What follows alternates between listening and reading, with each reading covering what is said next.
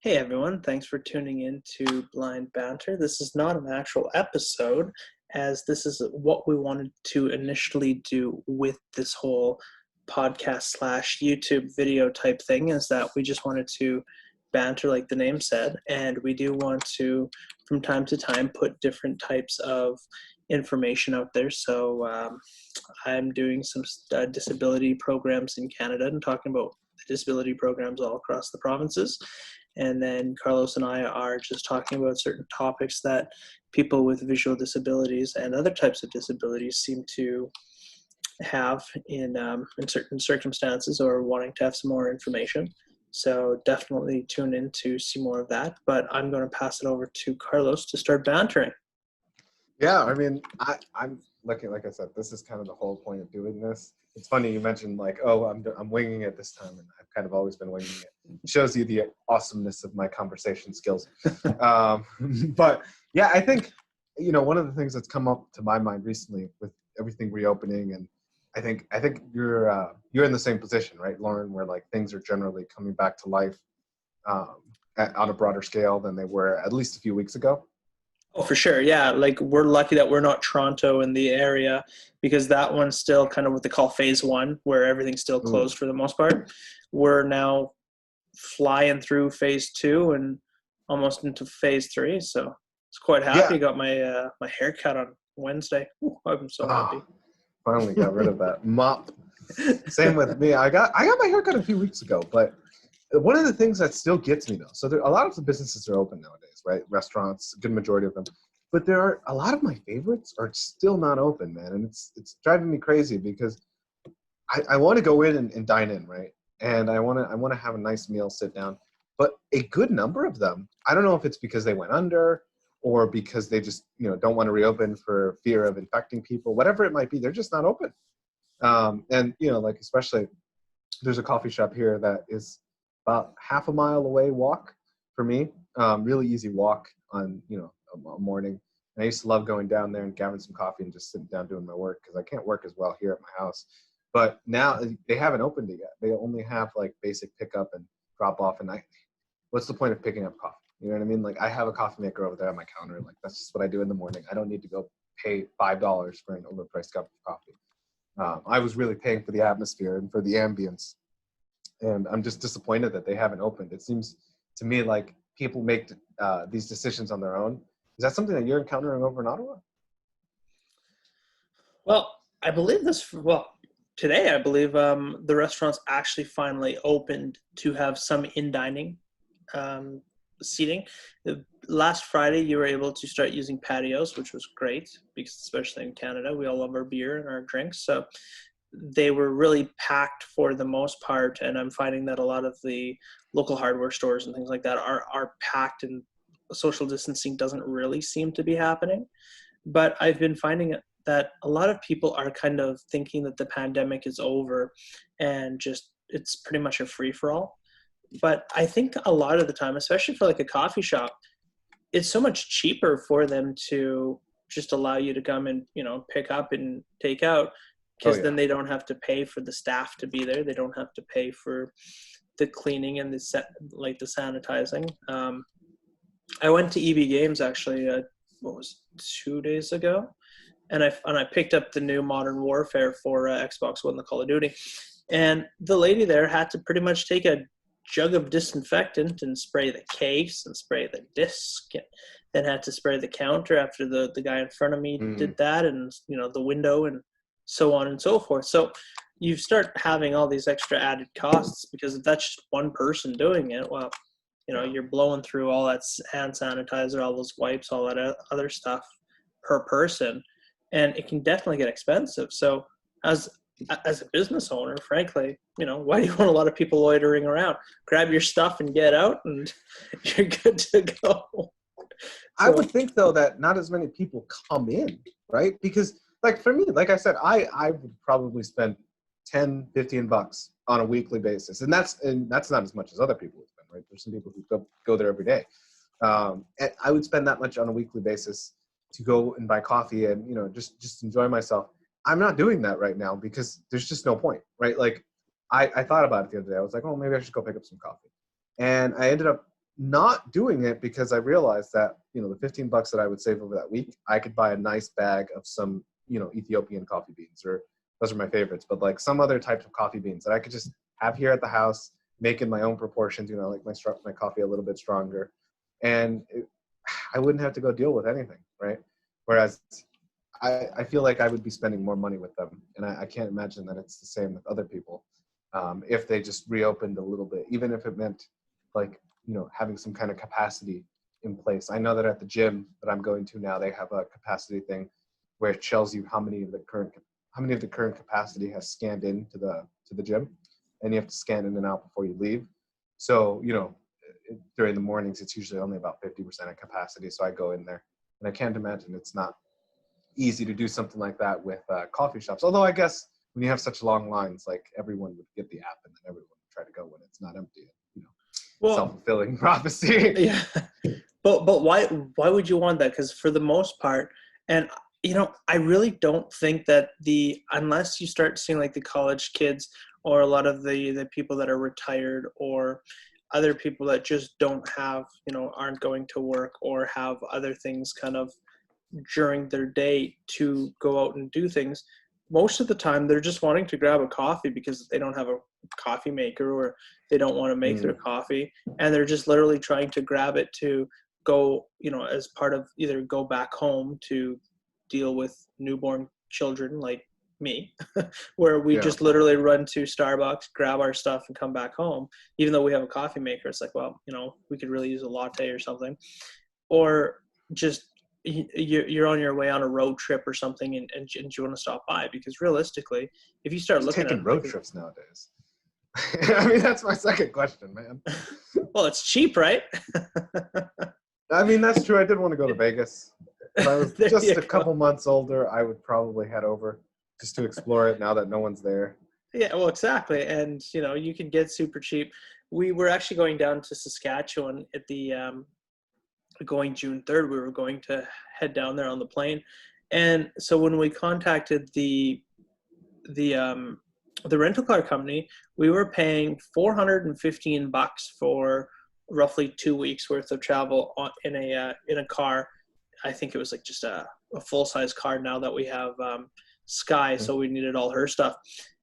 And so I went to go cancel it because obviously we're not going anymore. And the guy goes, well, if you still want it, we can cut it by 60% for you.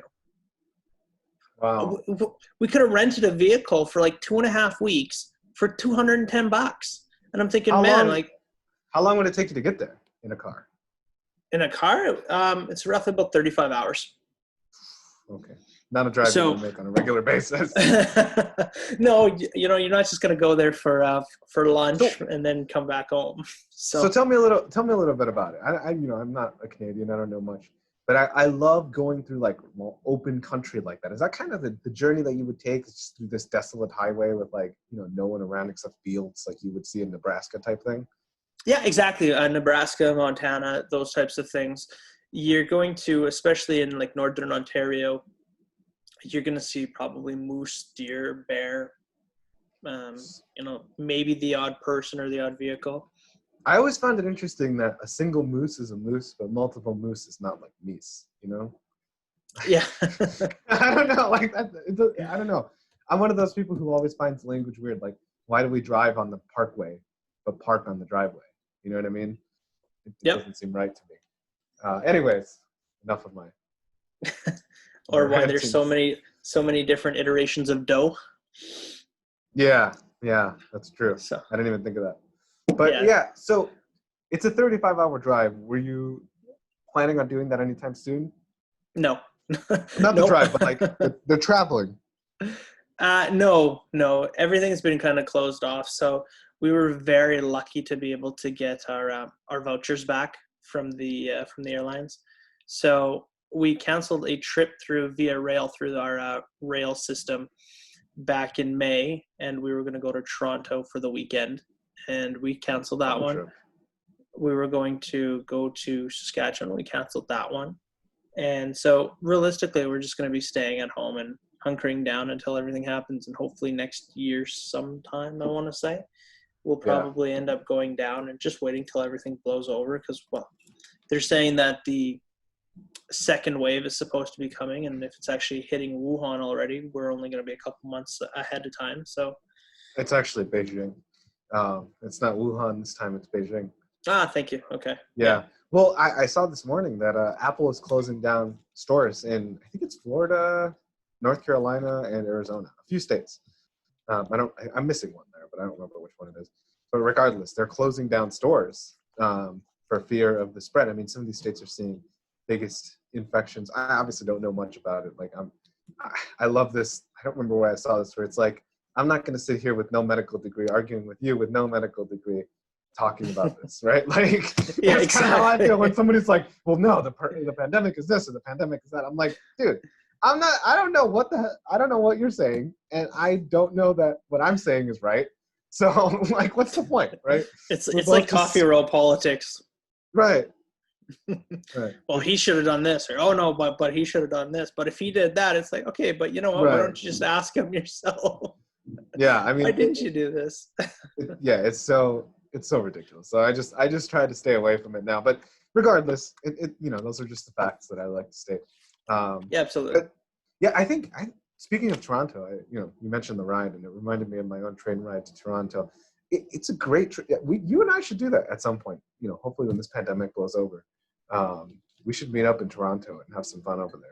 Maybe visit some of the sites, because I'm definitely interested in going back up to Canada. I don't know. I might want to go explore like BC. I know you mentioned, what is it, Calgary? Yep.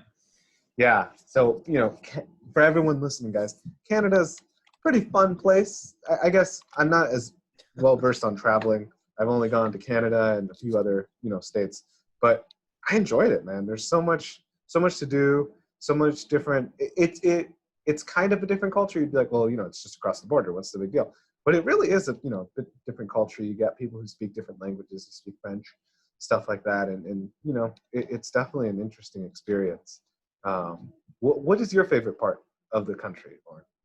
Is it your home province? Well, yeah, like I think one of the most memorable things by far is being able to go into some of the crazy thunderstorms that we would have and it would literally happen for hours.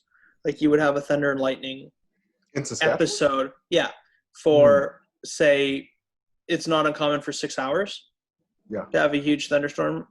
And here in Ottawa, it happens in 15 minutes and it's gone. So you like these massive storms? Oh, I'm a huge storm junkie. I love It's that ridiculous. stuff. Like Why would you frankly, like storms? well, Like, I'm just one of those types of people. Like as a kid, what I used to do is whenever we would get massive thunderstorms, is I would fill up my my cup with Coke, and I would just go outside and stand at the literally in the middle of the street, getting drenched, just watching upwards and watching just this huge flashes of light all around me. And when you don't really have anything around you because you're literally in the middle of the you're on the field, plains, right? yeah, exactly, or like being out on the farm, you just stand out in the middle of the deck and you're watching it. There's honestly nothing better because you can see it going down and you can hear the rumble of the thunder, and it's just something so incredible. And then at night, not obviously during the same time, but just watching the northern lights or the aurora borealis just dancing in the sky, that was probably some of the most magical times that I've ever had being I always heard that the aurora borealis was like paranormal. Is that like just me listening to too much conspiracy theory? I think so, because I believe it's just currents, if I'm not mistaken. Yeah. In regards to it, I don't think it's aliens. That's what they say. It's aliens playing, some electronic dance music and got their lights going. It reminds me. Conspiracy theories reminds me of one of my friends. He told the story how his dad is kind of more of a conspiracy theorist, and he said that one time he's like, oh, are you good at what do you do when you stay up late at night, on your computer? And he goes, oh, I'm just watching videos. And he's like, my dad sounds so normal. He's like, oh, that's good, son. And then he goes, hey, but just to tell you something. It's creeping up, and he says it in a whisper. He's like, just make sure you wear your tinfoil hat because you don't want the government's waves to be messing with you late at night. And he's like, and it sounds so reasonable when you listen to it. He's only talking about 5G, right? Just so you don't fry your brain up. Right, he's like, it sounds so reasonable, but then you realize, like, wait, what is this dude saying? Like, oh yeah, it's great, man. I don't know. I used to be a huge conspiracy theorist just because so much of what you see, especially if it's presented in a very weird way, like, you know, I'm a student of history now, and I've read so many books. I mean, I think at last count my bookshelf was like 300, and that's been over the course of me deleting, you know, a bunch of books in the past. You know, I'd say probably read about 500 or 600 nonfiction books that are like historical and, you know, things like that. And now I understand a lot more of what's going on. So when somebody says, "Oh, what about this?" It's like, no, that's actually tied to a, you know, this historical event or whatever, right? It's not so easy to be like, "Oh my gosh, that's evidence of this, you know, crazy global conspiracy." It's Oh, more so you're a like, killjoy. yeah, exactly, right? I'm that guy at the party who everyone's like, "Yeah, man, and this happened." I'm like, actually, and you know, I'm a statistic. No, but I am that kind of person because realistically, I've done so much historical reading and just understanding, you know, different points of view in terms of what happened at this place, right? Like one of my favorite things to study is like the Cuban Missile Crisis and like the Kennedy years, right? Kennedy's amazing president, but also he came so close to like nuclear war at one time, and it's just like, man, you know, and there's so many conspiracy theories surrounding him, and I'm not going to speak to whether or not I believe in them, but the point is that I've seen some videos before I was, you know, when I was 12 or 13 when I first started going on the internet, that were like, oh yeah, you know, this is proving that X or Y or Z happened with this person, right? And it's like, now that you know, you saw it in history class, you're like, oh, that's actually not true. That was a speech about this that he made, or that was a speech about that he made, you know? And it's just so interesting to me. And that's kind of one of the reasons why I always say that people should try to listen to as much as they can, read as much as they can, listen to as many viewpoints as you can, because it's so easy in this sea of information right now, I think, to convince yourself of whatever you want, because you could just find information for whatever it is, right? And if you don't try and, you know, step out and try to get as much information on the other side, right? One of the ways that I don't know if I've always shown this to you, but for me, whenever I have an argument like X is true, I always start by trying to prove it false, because that way first of all, I'll make sure that it's actually sound, and second of all, if somebody says, well, X is not true, I can say, you know, and they'll say because of this, I'll be like, well, no, and I'll be able to, you know, counter it pretty adequately. And I was never a debater. I thought about being a lawyer, but, you know, I figured that would be too boring to do it on a regular basis. I think you should be a lawyer, though. Yeah, you know, a lot of people tell me that, or, you know, I should be a Even, I politician mean, or let me this or give you that. this. If Kim Kardashian can do it, you can do it. Did you hear about this?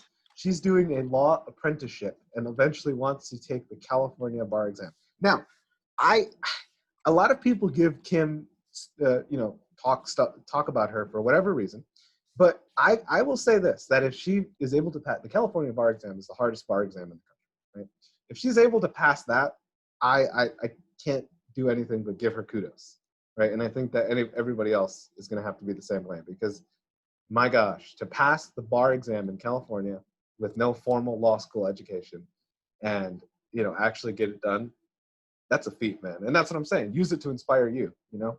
If she can do it, Yeah, you can do well, no. it. First off, I don't know what the California bar exam would really benefit me, because it's not like I can really bring it back to Canada. Even though you know, Canada and California, well, they both have, you know, CNAs in them. There's just not. They both start That's with a really, CA, isn't that good? yeah, exactly. And well, and then the country code is both CA, right? So, Oh yeah, I but didn't even think of yeah. that. But realistically, it's going to be very interesting to see what type of precedents this sets, though, because then you're going to start having other people, and if she can go ahead and challenge it, then what's stopping other people to challenge it?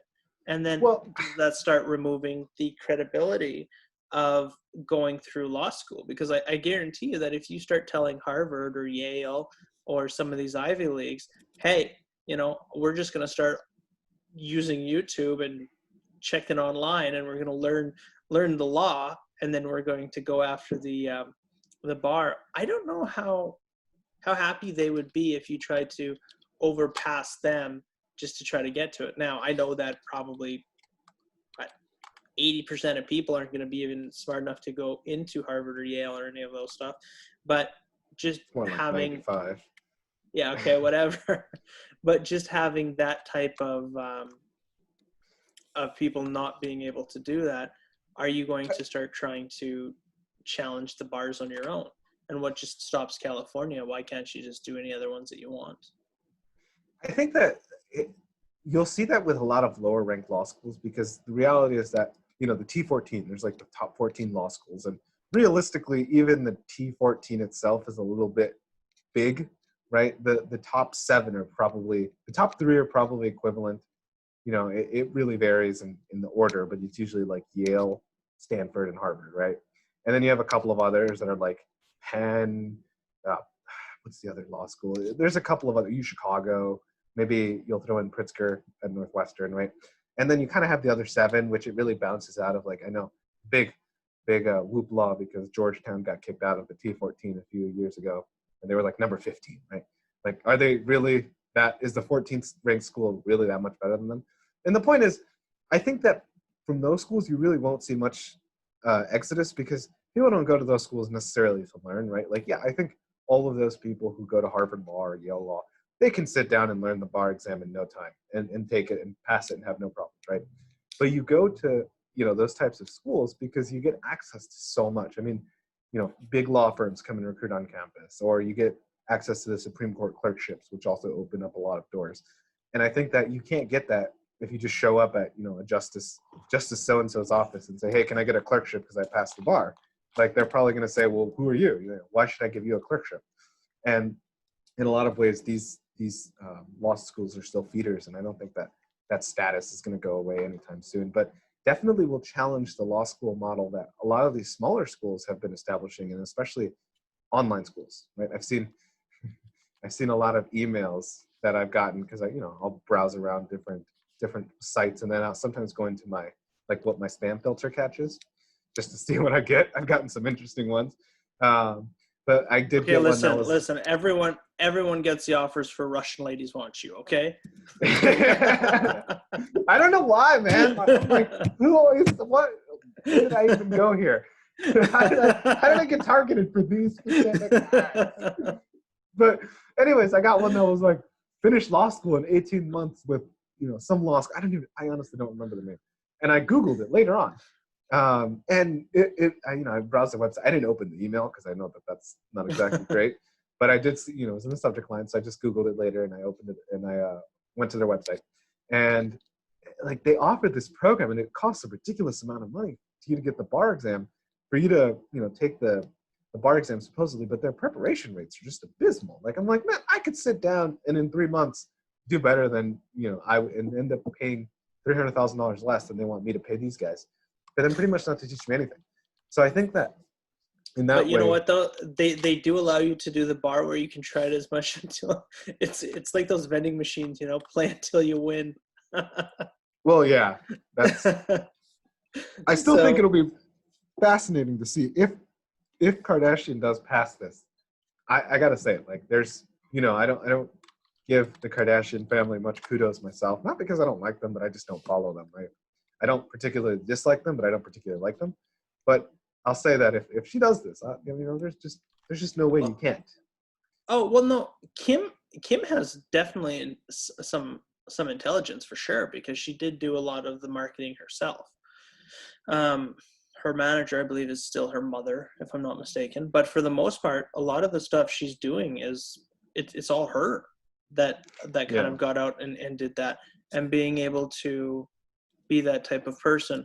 But I think that you're starting to really see that whole movement, right? Because she's wanting to kind of be part of that, because she was part of, I don't remember who it was, but wasn't she on a big rally previously, like a year or two ago, where she tried to get someone off of, I think it was death row, or I think she met with Trump about that, actually. I think so, yeah. And then she was able to... No, I don't think that she was actually successful. No, I think she was. If I remember correctly, I think she was. Was she? Okay. Yeah, but Yeah. she wants to do something, and I think that's admirable. And she's definitely doing a lot more than most people are doing, Well, and yeah, actually putting and her words where her mouth is, and that's really impressive, in my opinion. try to help someone that with a proper way instead of just doing it on a reality TV show. Right. Because I mean, one of the reasons why I wanted to be a lawyer. See, I kind of there's the Freudian slip of the tongue, because I was saying I wanted to be a lawyer, but realistically, I was probably going to end up being a corporate lawyer like most people. So I decided to do something else. But it's Well, so that's where the interesting. money is. Exactly. Well, I've met so many corporate lawyers. So I'm like, oh, why'd you go to law school? And they're like, well, I initially wanted to be a XYZ, right? Maybe they wanted to be a community advocate or whatever, right? And then they're like, and then I realized, and then I got an offer from X firm, and they offered me X amount of money, and I decided I'd do it for a couple of years. And I'm like, it's been a couple more than a couple of years. You know what I mean? Like, you've been here for a while now, And But that's again, kind of the way. when you got a $300,000 student debt and you're making, say, $55,000, $60,000 being, a Exactly. public defender, it's going, okay, wait, why am I not utilizing this and Well, being able to make six figures instead of 60,000? Just to give you an idea, right? Some of the big law firms that I know of offer $250,000, $300,000 a year, right? Here Yeah. in Wisconsin, just to contrast that, up until I think it was last year, 2 years ago, they were only paying $38 an hour to the public defenders. I mean, it doesn't matter if you're working 90 hours a week, working at a big law firm that pays you $300,000. I think it's still a lot more than $38 an hour. You know what I mean? Like,